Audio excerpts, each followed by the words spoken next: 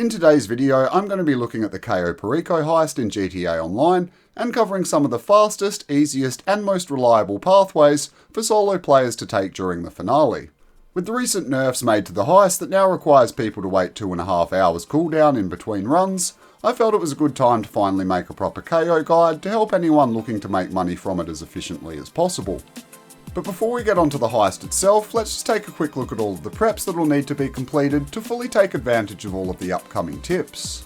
For your approach vehicle, you're going to want to go with the long fin, so that we can easily jet around the map and avoid just about every guard on the island. Then for the equipment preps, there's no need for the demolition charges, so you can just skip them altogether. However, you will need to complete the plasma cutter prep mission for all primary targets except bearer bonds or the Madrazo files, in which case this will be swapped out with safe codes. And on top of that, you'll also want to run through both the fingerprint cloner and the cutting torch missions as well. Then for my weapon loadout, I've gone with the aggressor, because I like getting up close and personal with the assault shotgun, and I feel it works well for this particular approach. But pick whatever you feel comfortable with, and complete the associated preparation. Coming over to the finale screen, you will obviously want to go with the long fin for your approach vehicle, then the main docks for your infiltration point, drainage tunnel for the compound entry point, and the escape point doesn't really matter, but I select main docks. And with all of that sorted, you can hit continue, and we'll get this money grind underway. Once you load in, you're going to want to head to the airfield, which is located at the top of the map. There's not really a wrong way to go about it, so just head to this spot around here, and park up just a touch away from the shoreline. We're here to grab secondary loot before heading to the main compound. By doing this, you can tick it off your to-do list early, and it also allows for a super speedy exit at the end of the heist. Most of the loot at the airport can be found inside this big hangar up ahead, and the best part about it is you only have to take out this one guard that's patrolling back and forth up here, and then you have complete free reign of the place.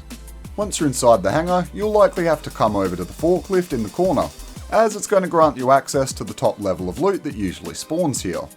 The controls are pretty straightforward, just move it into the right position and you'll be able to get up to where you need to be.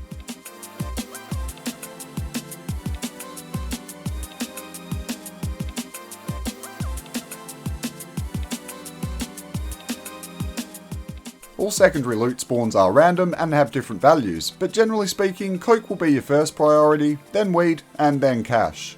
But that can depend on whether you've got paintings available for looting inside El Rubio's office, and a few other factors. If you need a comprehensive guide on what everything's worth, and all of the target locations, I'll link my tutorial for it in the description below.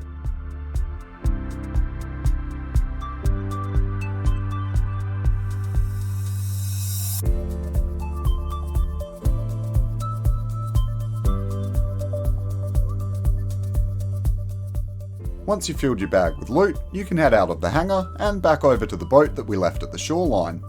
If by any chance you haven't been able to completely fill your bag, there is another couple of loot spawns over here on the other side of the airfield. Just keep in mind that you'll have to take out a guard and potentially a security camera as well, but it's not too difficult. When you go back to the water, you simply need to paddle out to wherever your boat's got to and hop aboard before we head over to the mansion and finish this heist off good and proper. In order to do that, you'll need to go over to the drainage tunnel, which is over on the other side of the map. Fortunately, the boat we're in is super fast and it won't take any time at all.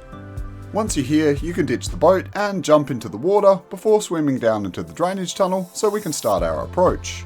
This part's really easy, you've just got to cut through the bars until they've gone red and then you can pass through the tunnel.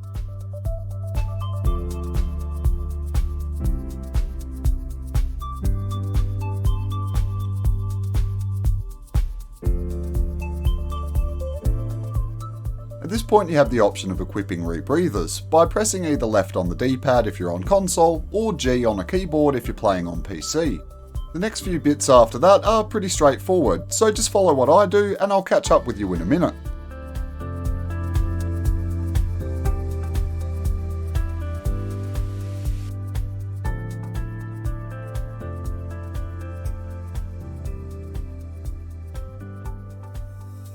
When you come to this guard up ahead, you'll just want to be a little bit patient. He's not super difficult to take out or anything, but you'll want to make sure that the security camera isn't looking at him when you do. Then once he's taken out successfully, you can start to edge your way forward before firing a shot at the camera I just mentioned, so that you can proceed down this path.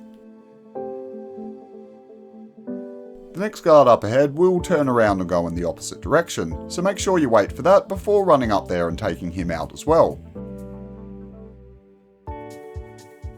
As you can see, he dropped a set of gate keys. Usually you can find them on guards with the red cones of vision, but it does vary from time to time.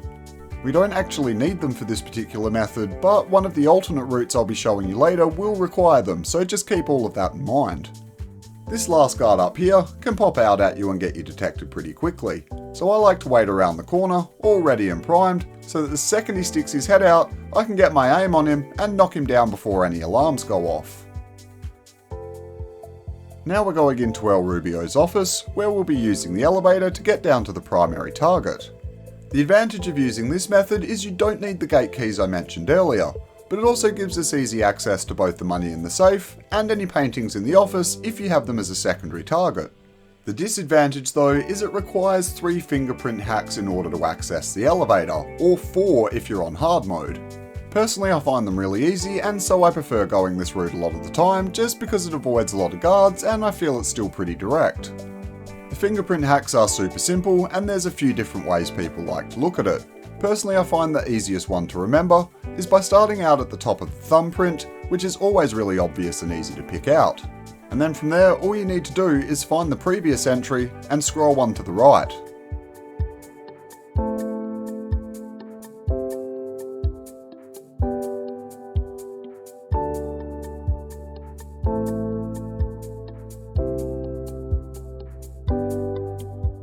So in this case, you just find the top of the thumbprint again like you did on the last one, and go to the right by 1 click.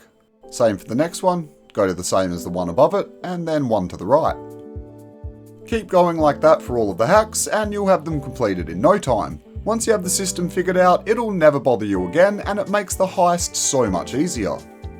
After you've completed the 3 or 4 hacks, depending on the difficulty setting, you'll then be transported through to the underground area that houses the primary target. Make your way through the gate and over to the main loot area, where you'll either need to cut through the glass like I'm about to do, or enter the codes into the safe if you've got the bearer bonds or Madrazo files. For everything else though, you'll need to bring the plasma cutter over to the glass cabinet so that you can start the process of getting inside. The next part's pretty self-explanatory. You simply need to hold and release the prompted button, letting go every so often to make sure it doesn't overheat. It's pretty much the same as revving an engine, just keep leaning on and off as required until you make your way through the glass and you're able to grab the target. From there you'll want to head back to the elevator and into El Rubio's office again, so you can start your escape out of the compound. At this point you'll have 2 choices. You can either follow the stairs back around to the courtyard where we were before, or if you're feeling a bit daring and you fancy taking a shortcut to shave off some time, you can leap over the railing at the very first opening after you exit the office. It might not be the most graceful of escapes, but the fall won't kill you. This character's pretty new and far from max health, and he's totally fine. Just make sure that you're careful of any guards that are nearby.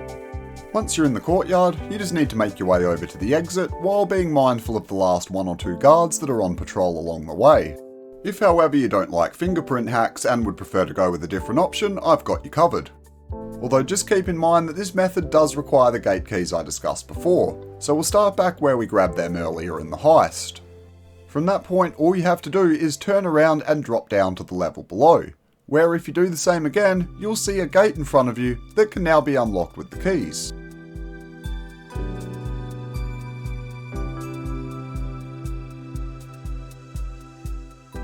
When you come up on this next gate, you will unfortunately still have to complete a fingerprint hack. But unlike the elevator method, this one only requires you to do 1 if you're on normal mode, or 2 if you're on hard mode. Granted, that's definitely easier than the 3 or 4 you have to do via the elevator method, although that has its own advantages as well. You'll just have to decide what route appeals to you more, depending on your personal preferences. Then just follow this through, and you'll be in the same loot room that we were in before. There you can just do your thing, and either cut through the glass, or get into the safe, so that you can grab the goods and get out.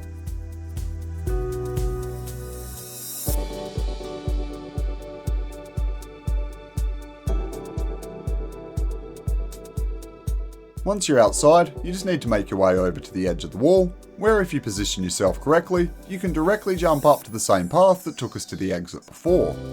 Now it's just the same deal as last time, keep an eye out for the few guards that patrol this area, go over to the yellow circle and hit the button to get out of here. Whether you chose the underground route or the elevator route, you'll now be outside and ready to leave Cayo Perico Island. Fortunately, I've got a super fast and easy way for you to do just that. Under normal circumstances, you'd need to go to the main docks or another escape point in order to leave. But if you come over here and shoot this guard, you can take his bike and ride it all the way to victory. Just follow my exact path and make sure to avoid the upcoming guard. We're going to head over towards the ocean and swim our way out of here.